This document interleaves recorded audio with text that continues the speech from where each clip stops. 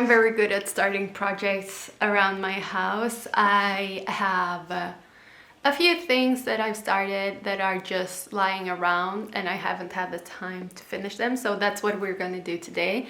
But I also want to talk to you and kind of take this time while I do this thing to talk about something that I've been thinking about a lot lately. I've been thinking about this a lot through the years. I think it's important to talk about mental health, and that's what we're going to talk about today. But I wanted to talk about medication, antidepressants. Taking medication has been a part of my whole adult life, and I have a history with anxiety, panic attacks. I started having panic attacks, and then that kind of turned into agoraphobia. And this was when I was an early teen. I was like 12, maybe 12, 13. But what I wanted to talk to you about is that I have questioned a lot of times, like, is this what my life is gonna be like now? Will I be taking this medication my whole life? How is that gonna affect if I wanna try and get pregnant, if I wanna have a baby? I know doctors say that the medication that I'm on is kind of okay to continue with if you are pregnant, because it's better that the mom is stable than not. Like, the overall situation will be better if the mom continues with medication, I guess. But I've also once I had a doctor who was like, oh, but you need to stop that if you are planning to get pregnant, because you're now 30 or whatever I was at the time. And that kind of stressed me. And also I've been reading about medication and antidepressants, and I've come to find that there is a very big gap in information, or like there's not a lot of research done on how stopping medication or quitting medication, how that affects people. And not to sound like a tinfoil hat person or a tinfoil person, most of the research is done by the medicine companies, and of course they are more interested in researching other topics, and this is something I've heard doctors say as well. So there's not a lot of research done on how to quit medication and how that affects your body and your mental health. But when I've been reading online, I've found that a lot of people have a very, very, very hard time quitting medication. And that made me think, like, okay, so these times when I tried to quit medication, was that symptoms of withdrawal from the medication rather than me being very, very depressed or very, very anxious or having a lot of issues? There has been one study done, and they had a group that had never taken medication before, and they also got withdrawal symptoms, and they also felt depressed and got like other issues when quitting the medication, but they were like healthy and fine before starting.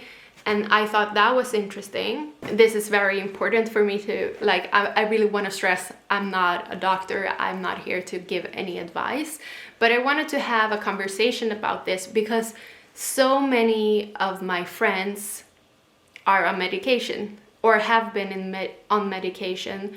But I mean, a lot of my, especially women, a lot of my female friends are on medication, and we are now in our 30s, and many of us are starting to have kids or want to try to have kids.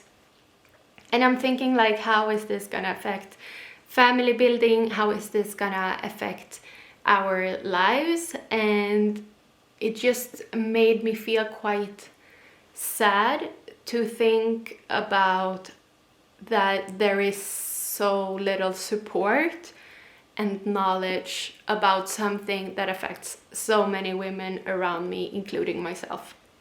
We're in my bedroom. This is the corner between my bed and the window, and I have a little cable situation here.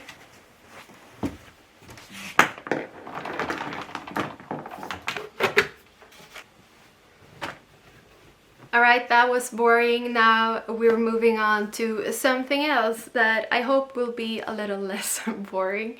Let's go and cut out a pattern, a sewing pattern. We are now in the secret yellow room. This is a room that I hope to make like a whole makeover of this at some point, because this room has so much potential, and right now we just use it for storage and random stuff. But I have a nice vision of this room, and I want to make it into like a library slash little office, but also a guest bedroom. And now I have too much stuff in here, so, but that's another video. There is this, and again, like, I'm not saying you should do this way or another. I just want to share my thoughts and my emotions, because this is something very close to my heart and that I'm affected of. The story that has been told about depression, and I guess about anxiety as well, is that there is some kind of chemical imbalance in your brain. Like you need more serotonin in your brain, or you lack something in your brain, and it has been described as, or it has kind of been compared with diabetes, and been like, okay, you have this condition and here's medicine, and there's nothing controversial about that, and we're all happy, you get your medication, feel better, yada yada. And I guess that if you are one of us that has been depressed or has had OCD or agoraphobia or some other anxiety related problems, and have had medication, you've probably heard this too. Like, there is some kind of chemical imbalance and so on. When I started going to therapy when I was a teenager, it was more of the Freud therapy that they gave you, at least in Sweden. And then CBT, in Swedish it's called KBT, cognitive behavioral therapy.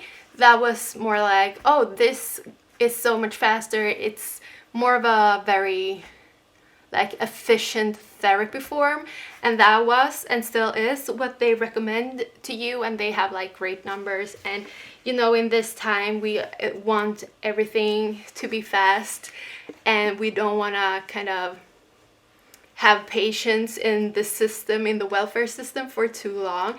In Sweden, all of this is covered by welfare. You just pay a smaller amount. And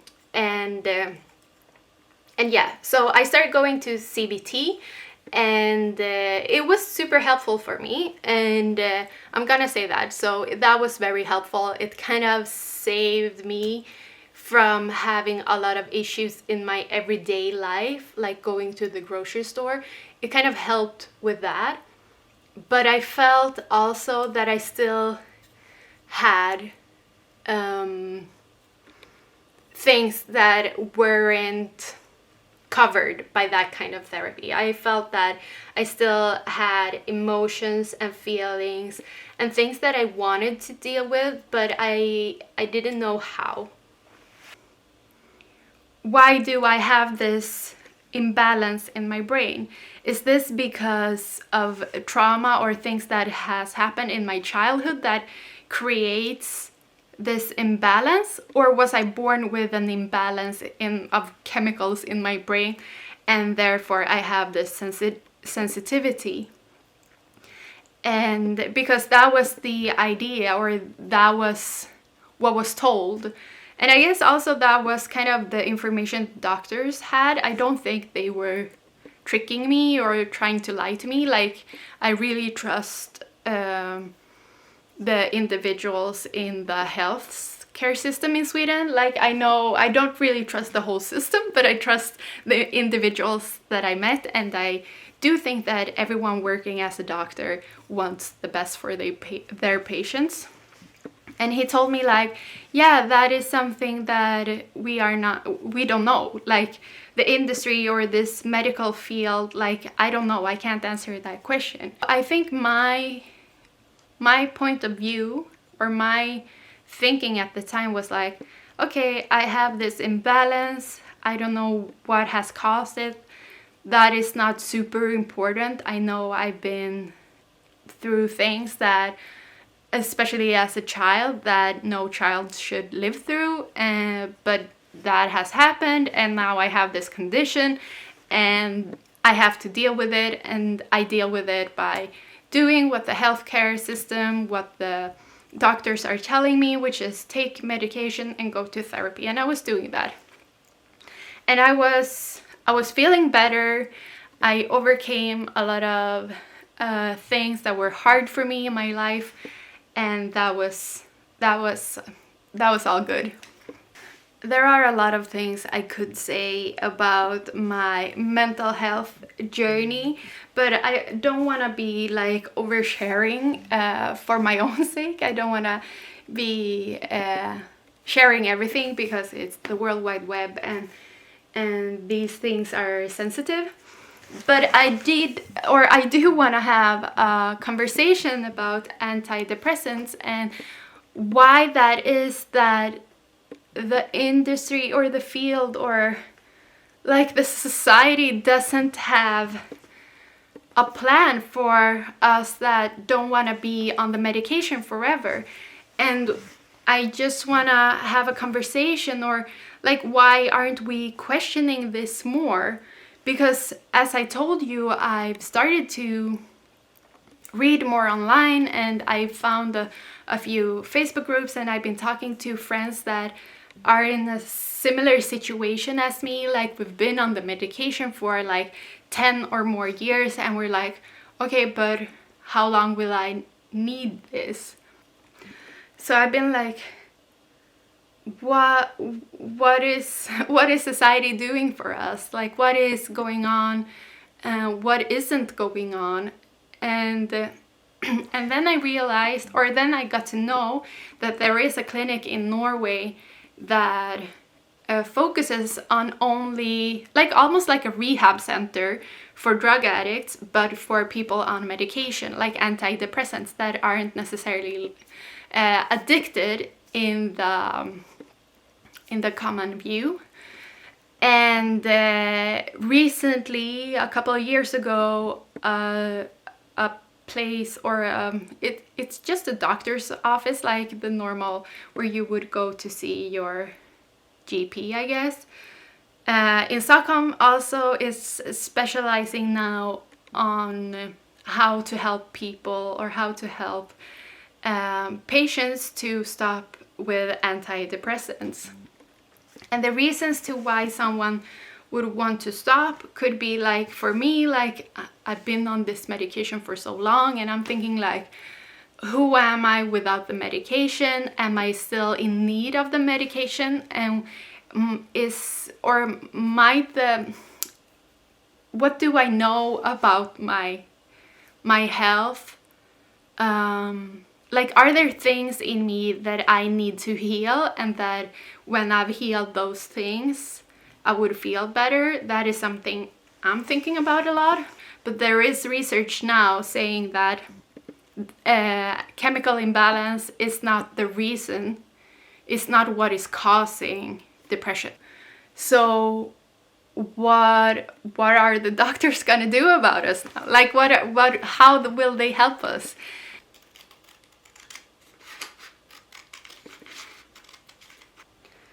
I've felt that the things that have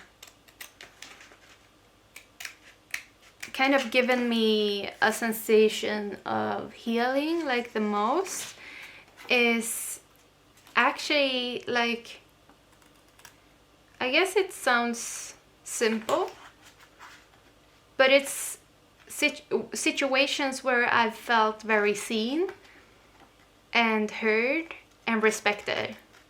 So places and situations where I've had conversations with people and shared my insecurities and shared my vulnerability with them. And those conversations have felt very healing. Our everyday lives don't offer a lot of spaces where you can have those deeper connections, because we live our everyday lives. I do as well, and I'm not always open to have like a deep conversation whenever or wherever. So yeah, I don't know if this video is making any sense for you, like me just doing random shit around my home and talking about antidepressants and mental health, but I don't know, it made sense in my brain. Yeah, and I think the third thing I wanted to touch on, or that is kind of also the reason to why this also kind of pisses me off a little, is because Sweden has a lot of women. Sweden is actually quite a small nation population-wise, but it's in the top 4. We're in 4th place of the OECD countries, like the rate of how much antidepressants are being used. And I think the numbers are 740 or 50 something thousand women in Sweden use antidepressants, and it's like 300 something men using. More women are using antidepressant medication in Sweden, and I know also that's a fact that all of those health-related issues that are more of a concern for female bodies and for women are usually not that prioritized, and I think that's also maybe why this is not very researched on. I don't know. But I think it's important that the whoever is in charge of deciding what to put money on, if it's I don't trust really the pharmaceutical companies, but I do want to trust the healthcare, and I do want to trust our politicians, even though in Sweden right now it's a crazy situation. Like climate emissions are increasing because of the politics in Sweden right now. This is not me saying that's a fact. A report came out yesterday about this. So the situation in Sweden, like, I really don't trust the politicians in our government right now because they are right-wing, and I don't believe in that. But I do hope and put my belief on that the opposition will try to do whatever they can to fund research, and that the universities will prioritize research around antidepressants and how it's affecting female bodies and how that is affecting bodies in general, and how, like, what is the solution? Is the plan to have a society where everyone is on medication forever? Who is that good for? And how will you take care of us when we wanna quit our medication because of different reasons? Okay, I think I could talk about this all day, but I'm gonna continue cutting out this pattern and doing things around the house, and then I'm gonna take a little bike ride in this super gray rainy weather, and I hope to see you soon again. I will have another video up shortly, and take care.